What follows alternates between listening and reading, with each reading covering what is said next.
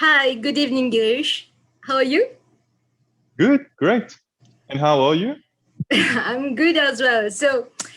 Thank you for having me on board. And I really wanted to talk about happiness in lockdown. How does one feel happy when you are, surrounded and crushed by walls all around? Like everything is in lockdown except our mind. So we go hmm back and we just keep thinking, and I would like to know what would be the tips, what tips you can give us, which will help us be happy during this period. Okay, that's a very good question actually. But the irony is that when you're asking me this question, you actually do look happy. So it doesn't seem that you're unhappy and you're looking for answers to be happy actually. Well, that can be, like at the present moment, I'm happy. So because the company also is right. So one is happy then. But I think you've actually given the first tip yourself. So the first tip would be actually doing the things you enjoy doing during lockdown. Now, there might be limitations to the things you could actually do because when you're not in lockdown, maybe you go to the gym and you now can't do that, for example. Mhm. But instead of focusing on the things you can't do, I think just shifting the focus on the things you can actually do, that would be step one, I would say. All right. Just start thinking about the things you could do during lockdown and which you enjoy doing. Listening to good music in the All background right. while you're answering to emails, which something you wouldn't do at work unless you have like Yeah. earphones. Yes. But you can do that leisurely, and there's no pressure to actually dress up for work. You can just basically work in anything you want to dress In your into. pajamas. Yes. Right. Yeah, exactly. So there are lots of good things actually which comes with the lockdown when you think about it. Yes, you get also to spend a lot of time with your family as well. Like for me, I get to spend more time with my mom and brothers, and even do some cooking, hmm things which we don't really have time when you work. I mean, especially during the week. hmm So yeah. But then sometimes, like when you are tired and um, you feel like it's more difficult to prevent, to avoid bad thoughts.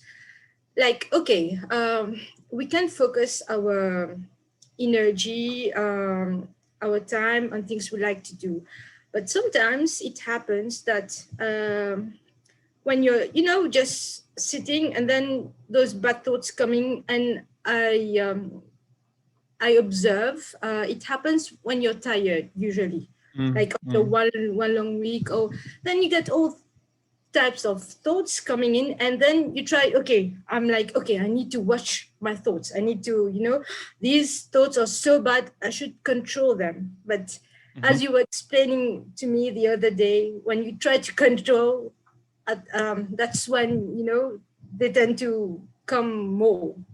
I mean, Yeah, true. so, how do we do at that time? Like sometimes we get overwhelmed by these negative thoughts. Actually, we can't do anything. Oh, That's the thing. That answer's a bit funny, but when the body gets tired, the only thing yeah. you can do is actually rest. You can't do anything else. I mean, you can try to boost the body by taking something, but the body needs rest. It needs rest. It needs to rest. And the same thing happens with, like you told me at the end of the week, you have all these thoughts. Mm, I think it's because, the brain also gets tired because it's been mm, overloaded for like the whole week. So by the end of the week, I mean, it has overworked so much, so it gives up. Now, when I tell you it gives up, it means that you no longer have the concentration needed to like stay alert or even yeah. calm. So the brain actually did the maximum. So it gives up. That's when, it's as if you've opened the door now to intruders. So then you start having all these battles because the body also is weak now. So you start to feel bad. And once you start to feel bad, the bad thoughts accompany. Yes. And the only thing you can actually do at that time is, once again, rest. But I think if someone is having like a really long week and it's only by the end of the week that it's happening, then you know what it means. It means that every day you didn't give yourself that small break needed. That's why by the end of the week, everything is happening at one go. So you're trying to say like every day we should have a little break, like just to give some rest to the brain and to the mind. Yeah. You know, every day for 30 minutes, you should be like a corpse where you do nothing. You know, we have that the corpse posture in yoga where you lie down with both your hands on the sides and you do nothing. You just give up on the body, you let go. It's a sort of actually dying and then renewing yourself. If you actually do that every day for 30 minutes, you feel renewed. And during the Friday, you won't have that that situation you just mentioned where you know the body has taken too much, because you're actually doing these mini rests throughout the week because every day you're doing it. Right. And I think also our perception of life has to do something with the quality of our thoughts. Like, why would we have bad thoughts at the start? Like, how do these bad thoughts come? I mean, they don't just come. I mean, my bad thought is not the same as anyone else bad thought. Like, then I was probing a little bit, and I was thinking maybe if we tend to surround ourselves with good things, like listening to good things, reading good things, then the bad thoughts, you try to understand what is going on, try to change that perception, and then maybe it helps. Yeah, I mean, there are different schools of thoughts on that. For example, there are people who tell you that, there are bad thoughts and there are good thoughts. But sometimes the line is a bit blurry. What's really bad and what's really good? Yes. Remember yesterday we were talking about the weed from the garden, isn't it? Yes, yes, totally. So the weed from the garden, we think it's bad, so we uproot them. But actually, if you uproot the weed, you put them next to your flowers, they become nourishment for the flowers. So is it really bad? It's both bad, it's both good. And now, having said that, there are bad thoughts. For example, if every day you're thinking that you're not worthy of being I don't know, worthy of being loved or something like that. Every day that's the thought in your mind. Obviously, it's going to be bad for you. It's going to damage your self-esteem and all that. But the thing is, having that thought in your mind, it's normal. Everyone will have a thought like that coming in the mind at some point. Everyone gets angry at some point. Everyone thinks he or she is not good enough at some point. It's normal. And that's where there's a problem, because some people think that it's not normal to have these thoughts. And when you have these thoughts, then you start feeling guilty that, oh, why am I thinking about that? And it becomes worse, actually. Oh, why am I having bad thoughts? I should be having only good thoughts. But the thing is, you have both. It's like when you look at the sky, it can be clear. Sometimes it's cloudy. And sometimes it's a combination of both, isn't it? And that's nature. So nature is constantly changing. And even us as human beings, we have good thoughts, we have bad thoughts. But the thing is, you know what the key is? Just like the sky doesn't associate itself with the clouds, or with this, with any other state, us also as human beings, we should view ourselves as the sky. So, and then the thoughts are like the clouds, that they come, they go, and they don't belong to us. Now, you asked a very good question. Where do they come from? Now, a lot of the negative thinking actually may be coming up from what you're consuming. So you talk about surrounding yourself with good music and all that, that's good. For example, if you're constantly checking what's happening with COVID throughout the whole day and who's getting infected, I mean, you're really damaging your mental health, okay? Because the intake is very bad. But on the other hand, it's bad to just be good also. If you just think that, oh no, you know, nothing's going to happen to me, COVID is not real, I'm super fit, and you know, Yes, just be that also positive is. about it. You won't catch it. If you think you're going to catch it, then you're going to catch it. That's bad also, isn't it? You can't be just too positive about it and don't take precautions. So you know, once again, it's the middle way. The middle once again. So it's both. So you do need to keep a check on what's happening with the pandemic, but also not get too absorbed by it. And at the same time, try to balance your activities.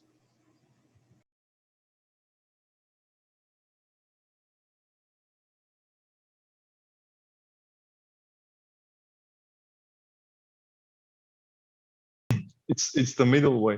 For example, okay, what happens is when something good happens to you, you get carried away, you're super happy, you want to party, celebrate it, and all that, okay?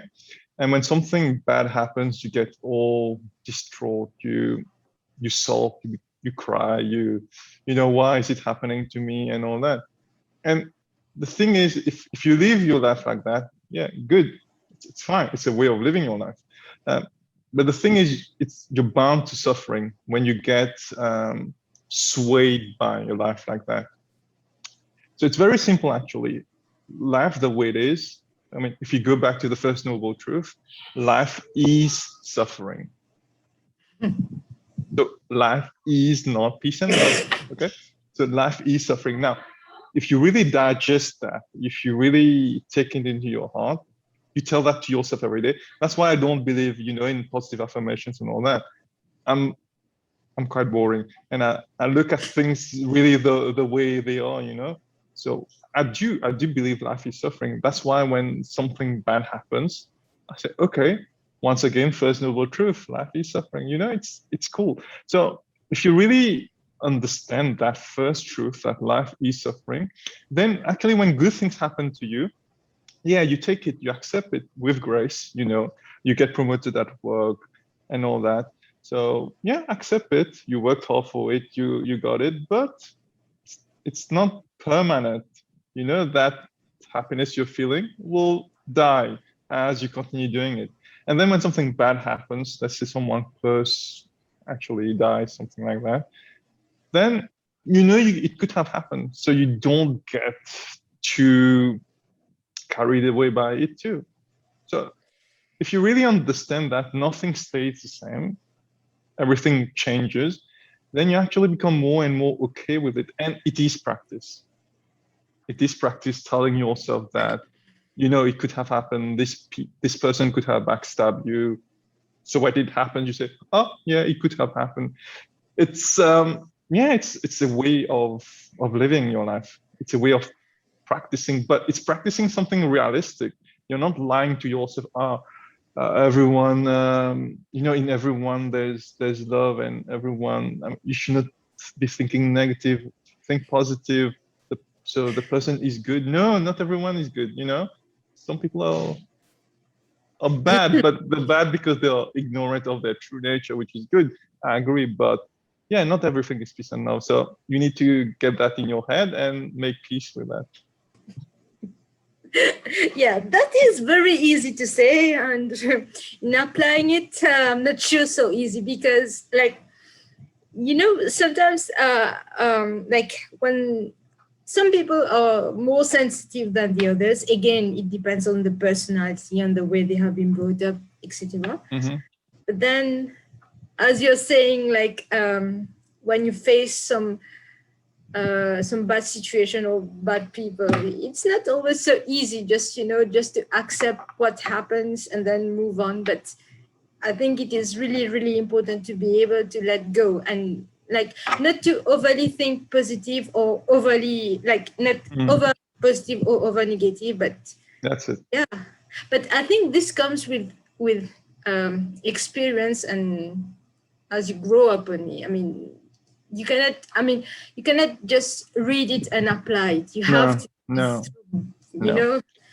You actually need to practice it. I mean, if I look back at myself, let's say 10 years ago,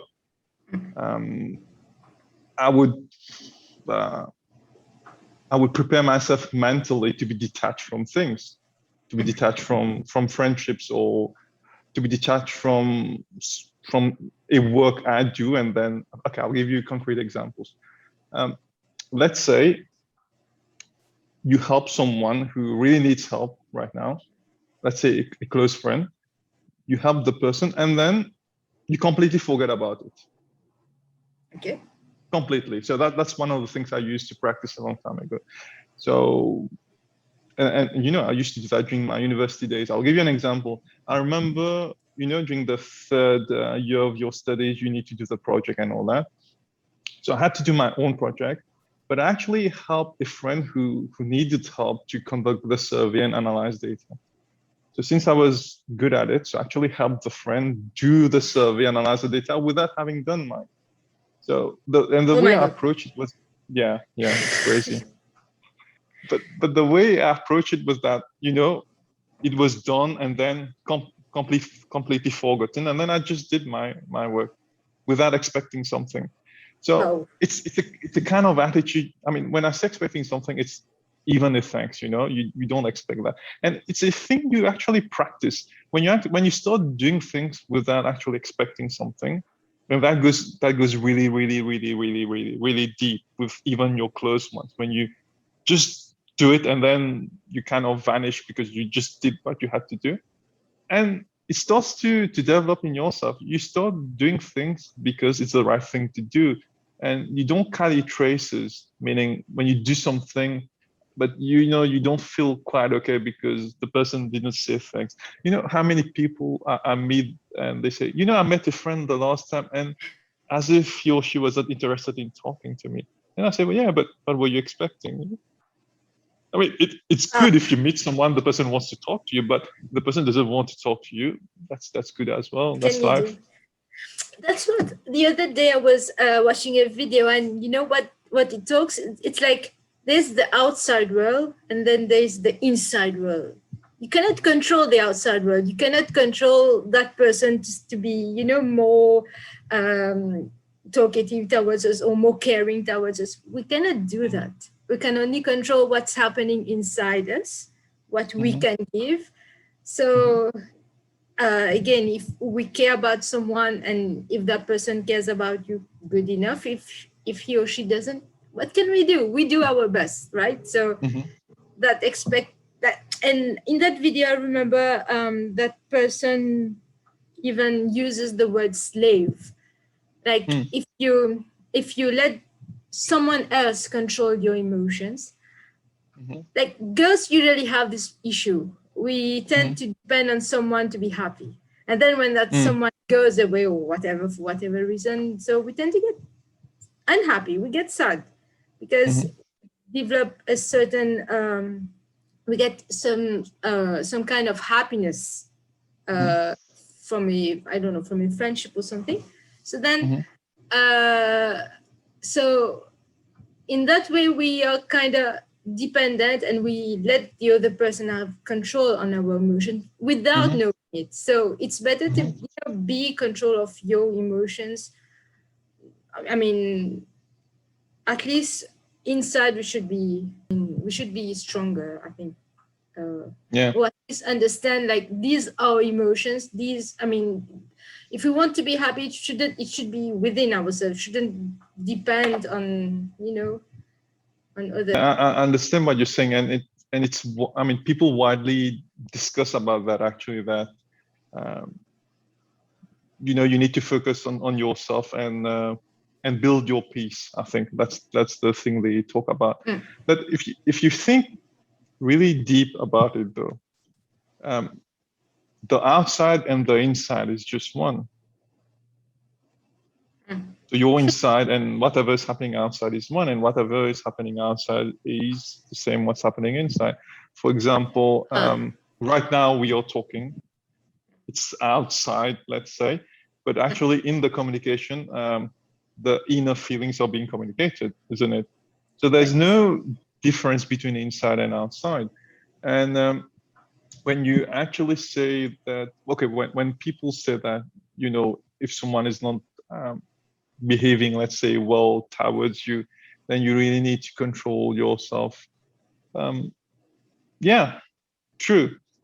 But at the same time, I think if we really view the other person also as a reflection of ourselves, let's say, maybe we won't see the person attacking us. Maybe we'll just see that, oh, the person is losing it just like I lost it once, you know, I was super angry. So you will see behind that, and yeah, you actually don't feel bad about the person saying whatever, but you actually see the pain behind that behavior, I would say, because basically the way the person is acting, maybe we've acted like that also one day. Like we try to be more understanding than judgmental, right? Yeah. Okay. Because you view the person as your own, and you know there's a big talk about being independent, let's say, right? But yeah, there is independence, but there's also dependence, and they both coexist, just like yin yang once again. For example, can you say you're totally independent and you don't need anyone? No, I mean, our birth itself is dependency in a way, because because you rely on oxygen to survive. You're dependent on oxygen. You're dependent on food. So in the same way, to live your life at different stages, we are going to be dependent on different people to evolve, let's say, okay? That's the way life is. But inside that dependence, there should be independence. Okay. So independence also exists, but total independence, it's like a fake thing being fed in the minds of people. Like, for example, right now we are talking, right? Mm-hmm. And so you're dependent on what I'm saying so that this moment exists right now. And I am dependent on what you're saying so that this moment exists. We are dependent on the internet. We are dependent on the phone or laptop you're using, all the things, all the crazy things. But at the same time, you're totally independent. I'm not putting a certain pressure on you to behave in a certain way, to say certain things. You're saying whatever you want to say. And the same thing for me also, I'm saying whatever comes out. So there's total independence within dependence. Oh my God, coexistence, okay. Exactly. Like I said, it's never white or black, it's both.